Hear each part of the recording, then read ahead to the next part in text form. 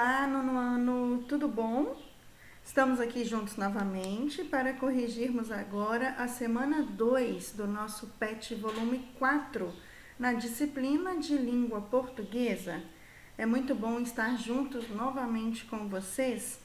Nós vamos agora tratar nessa semana sobre a leitura, o eixo temático é a leitura, e nós vamos aqui observar como que nós conseguimos uma relação de intertextualidade, como é que nós conseguimos ler, entender, absorver um texto e em seguida ler, entender outro texto e relacionar as duas informações entre si.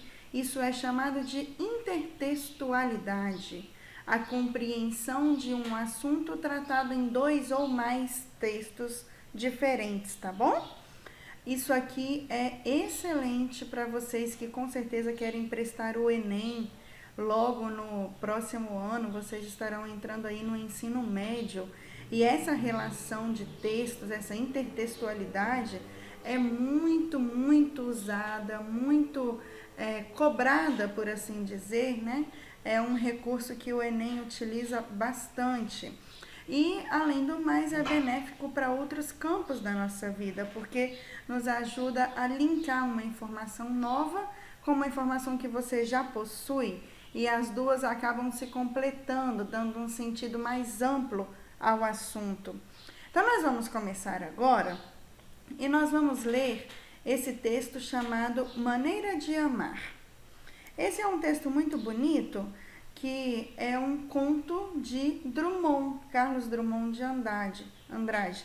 Como sempre, o Carlos Drummond vem repleto de uma forma poética de falar e de expressar sentimentos, né?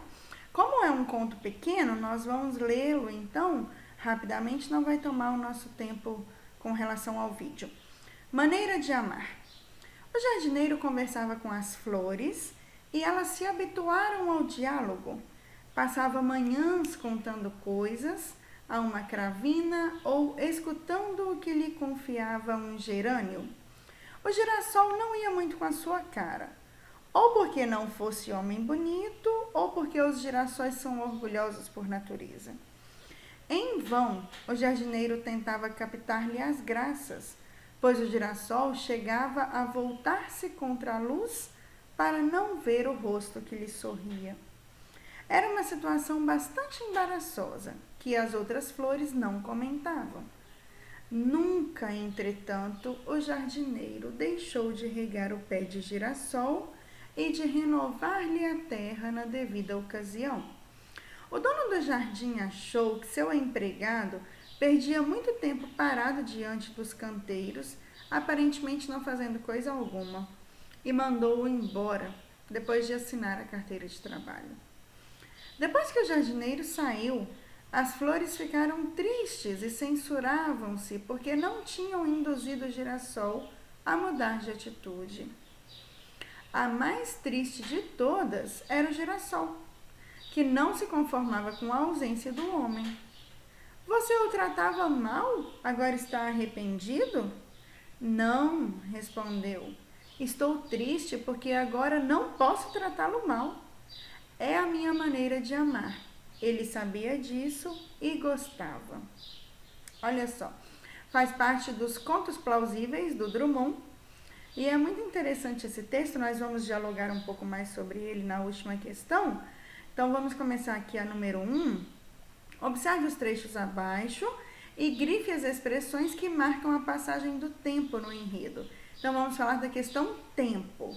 Nessas três citações aqui, esses três trechos, onde é que fala sobre tempo? Olha, passava manhãs contando coisas a uma cravina ou escutando o que lhe confiava um gerânio. Onde está a noção de tempo? Aqui, ó, passava manhãs.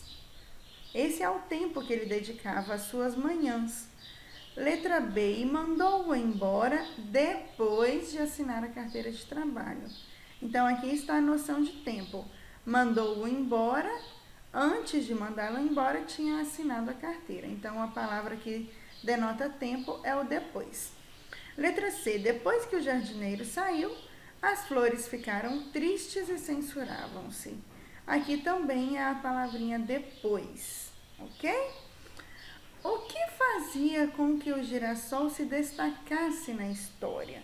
Por que o girassol obteve esse destaque? É porque, na verdade, o girassol era a única flor que ignorava o jardineiro. A única que com ele não conversava, não dialogava, não tinha uma relação amistosa, como era o caso das outras flores.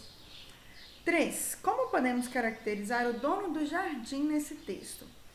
Nós temos uma única inferência do dono do jardim, uma única citação sobre ele, mas nós conseguimos entender bastante. Ele era um homem capitalista. Ele simplesmente despediu o jardineiro, mandou-o embora por achar que ele não trabalhava o suficiente. Provavelmente ele era um homem com muitas posses e ao despedir o jardineiro estava pensando somente em sentido material, no que ele iria economizar, porque ele achou que estava pagando um funcionário para simplesmente ficar de frente flores sem trabalhar efetivamente. Então, uma única frase nos faz entender muita coisa sobre esse personagem, né? Agora, o número 4 pede para você retirar do texto uma fala do narrador e uma fala de algum personagem do texto. Bom, como é que nós vamos saber o que é a fala do narrador? É quando a história está sendo narrada, quando a história está sendo contada, quando não há marca de travessão ou de aspas que delimita a fala de alguém. O narrador conta toda a história, exceto quando tem alguém falando. Então, eu separei essa citação aqui, mas você pode separar qualquer outra que esteja nesses moldes, que seja o desenrolar da história através do narrador, tá bom? Aqui diz assim: nunca, entretanto, o jardineiro deixou de regar o pé de girassol e de renovar-lhe a terra na devida ocasião. Essa aqui é uma parte do narrador. Agora, um personagem. Bom, eu peguei a fala mais emblemática do texto, né? Que foi a fala do próprio girassol, quando ele disse assim: olha, não, estou triste porque agora não posso tratá-lo mal. É a minha maneira de amar, ele sabia disso e gostava. Bom, por que eu disse que é a fala mais emblemática? Porque nesse momento nós conseguimos entender que o girassol nutria algum sentimento a mais do que desprezo pelo jardineiro. Pelo menos na maneira dele pensar, e ele argumentou aí que ele amava o jardineiro, mas da maneira dele. Ele o maltratava e ele reconhece que o maltratava. Então, pode ser que uma das coisas que Drummond queria aqui nesse momento falar era sobre relacionamentos de posse, de propriedade, relacionamentos abusivos, talvez, em que a pessoa pensa que ama e demonstra o amor maltratando. E em que momento é que nós tivemos a versão do jardineiro? O jardineiro de fato gostava do tratamento dispensado pelo girassol? Veja só que interessante. Então, essa era a forma do girassol pensar, não a forma do jardineiro, né? Ótimo. Agora nós encerramos o assunto desse texto, desse conto de Drummond, e nós vamos começar agora uma narrativa que foi feita por Dieter Mandarin. Esse autor escreveu o texto Para Contar Estrelas. E é um texto muito bonitinho também, que vale a pena nós lermos juntos para nós conseguirmos responder as próximas questões, tá bom? Vamos lá? Pai, como é que a gente conta estrelas do céu? Perguntou Lelê. O pai, baixando o jornal, foi logo fazendo pose de explicação. Bem, existem equipamentos especiais para isso. Eles tiram fotos do céu e fazem medições. E tem o Hubble, que é o bam dos telescópios, mas só os cientistas podem usá-lo. Então, cada um conta com o que tem na mão. Ah, disse Lelê com admiração, mesmo sem ter entendido muito bem. E ele ainda estava no 2º ano. A mãe o chamou na cozinha para um lanche. Ele se sentou à mesa pensando ainda no que o pai tinha dito. Decidiu perguntar para ela também. Isso seu pai deve saber, por que não pergunta para ele? Já perguntei. Ele falou várias coisas, mas não entendi direito o que cada um tem nas mãos e... Ora, nas mãos a gente tem dedos. Por que você não conta nos dedos? Disse a mãe, que era bem mais esperta que o pai nos assuntos práticos. Pensou Lelê. Assim eu sei. E foi logo devorando o sanduíche.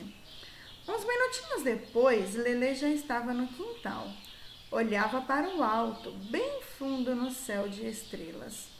Para começar, mirou a mais brilhante e passou a contar em voz alta.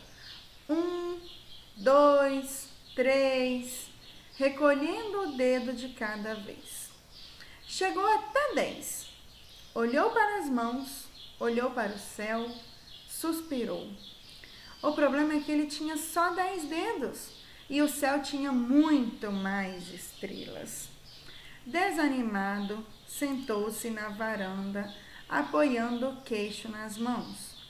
Sua avó, que sempre observava tudo bem quietinha, foi lá falar com ele.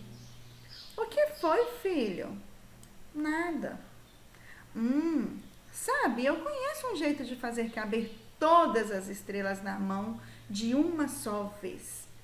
Lelê olhou desconfiado, mas ficou atento, esperando o resto da resposta, da história. Está vendo as estrelas lá em cima? São tão pequenininhas, não é mesmo?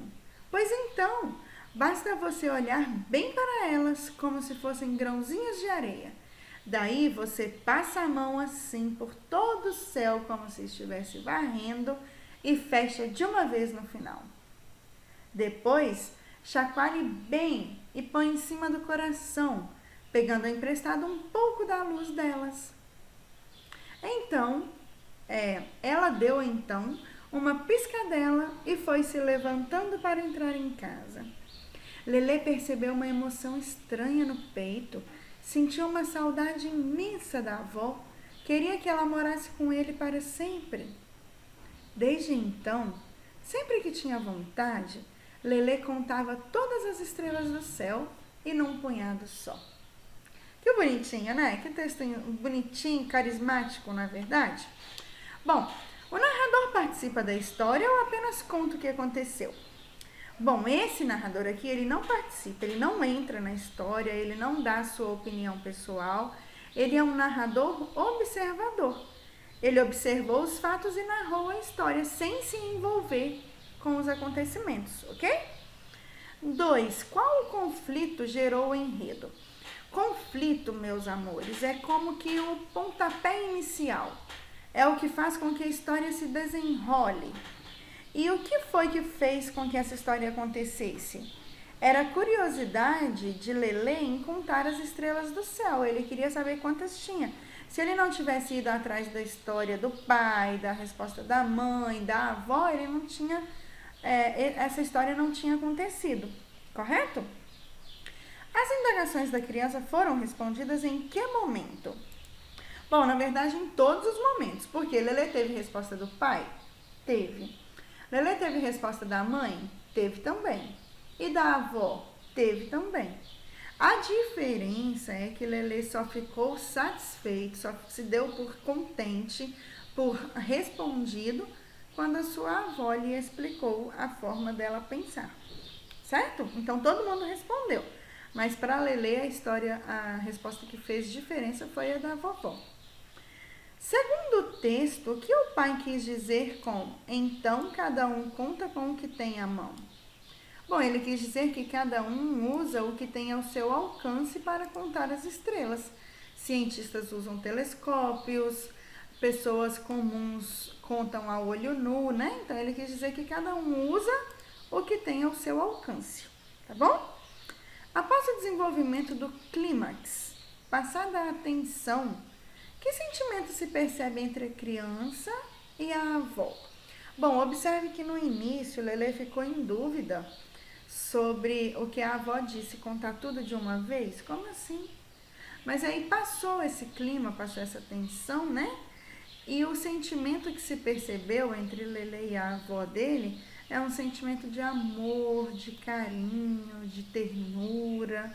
O texto chegou a falar sobre saudades. Quando ela entrou em casa, Lelê sentiu uma saudade imensa da avó. Então, é um sentimento de carinho, de ternura, né? De amor que havia entre a vovó e Lelê. 3. Leia o texto abaixo e responda as questões. Vamos avaliar aqui. 2 vagalumes conversando. Olha, o que acha que vai acontecer depois do fim do mundo? Um vagalume perguntou para o outro, né? E aí eles estavam sentados no galho de uma árvore. Passou-se um quadrinho sem nenhuma resposta, sem nenhuma manifestação. E de repente, o vagalume diz: o início de outro. Olha só, que interessante, né? A gente fica pensando ainda outro mundo, iniciar outro mundo, enfim. Pergunta 1. Que elemento mostra o tempo no texto? Bom, aqui nós temos as estrelas no céu, observa. E nós só temos estrelas no período da noite. Além disso, essa cor azulada no céu, ou um pouco roxo aqui embaixo, olha, são cores que remetem ao céu noturno, tá bom? Então, as cores e a presença das estrelas, né? Qual a função das reticências no último quadrinho? Reticências são esses 3 pontinhos aqui, ó, que se seguem 3 pontos finais, um ao lado do outro, são chamados de reticências. Qual é a função deles aqui nesse quadrinho? Bom, seria a função de continuação, de que o vagalume teria mais para dizer, de que ele estava pensando em mais coisas do que o que de fato ele disse aqui para o seu amiguinho, né? Número 3. Qual a semelhança desse texto com a narrativa da atividade anterior? É aqui que entra o que eu disse para vocês no início do vídeo sobre a intertextualidade. É quando você pega um texto, já se apropriou dele, já entendeu o que ele diz, e agora você irá anexar a outro texto, para que você consiga juntar os conhecimentos dos 2 textos, tá certo? Então, aqui eu respondi o seguinte, olha, os textos têm em comum a linguagem emotiva ou expressiva, fazendo com que o interlocutor reflita sobre o sentido de se viver, sobre o porquê estamos aqui, sobre se existem tantas estrelas, se já que existem, né? Tantas estrelas e ainda se existe o porquê, existe um outro mundo, o porquê da nossa existência. Então, são textos que nos fazem pensar adiante do que foi dito, nos fazem imaginar como é o mundo além de nós próprios, de nós mesmos, certo? Ótimo, então meninos, aqui nós encerramos a semana 2, logo mais nós teremos aqui a semana 3 com as atividades seguintes. Por gentileza, ao assistir o vídeo e responder aí no seu caderno, mandem por favor as respostas pelo link que nós já colocamos lá no grupo, tá bom? Não deixem de participar, não deixem de fazer suas atividades.